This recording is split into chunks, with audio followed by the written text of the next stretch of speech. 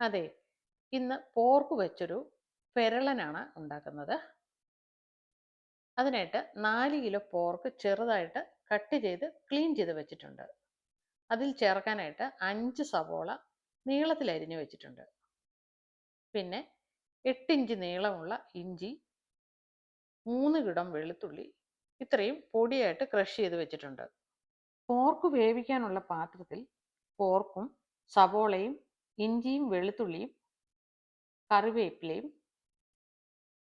ആവശ്യത്തിനുള്ള ഉപ്പും ഒരു 1/4 ടീസ്പൂൺ മഞ്ഞൾ, 3 ടേബിൾ സ്പൂൺ മുളക് പൊടി, 3 ടേബിൾ സ്പൂൺ മല്ലിപ്പൊടിയും, 1 ടേബിൾ സ്പൂൺ കുരുമുളക് പൊടിയും, 1 ടേബിൾ സ്പൂൺ ഗരം മസാലയും കൂടെ കൂട്ടി നന്നായിട്ട് തിരുമ്മി യോജിപ്പിക്കണം.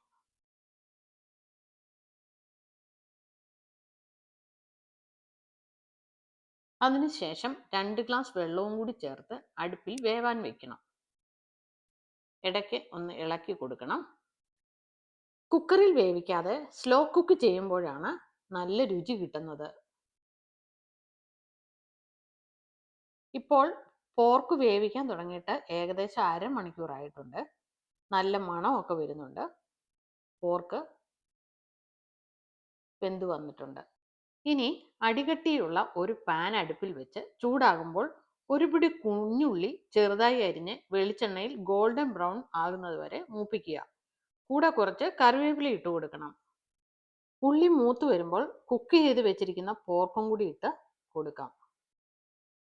ഗ്രേവി വറ്റി തിക്കാവുന്നത് വരെ വഴറ്റുക. ഗ്രേവി തിക്കായി കഴിയുമ്പോൾ 1 ടേബിൾ സ്പൂൺ വിനീഗറും കൂടി ചേർത്ത് സോൾട്ടും ചെക്ക് ചെയ്ത് മിക്സ് ചെയ്ത് ചൂടോടുകൂടി സെർവ് ചെയ്യാം. ഇത് ഈസി അല്ലേ? Thanks for watching.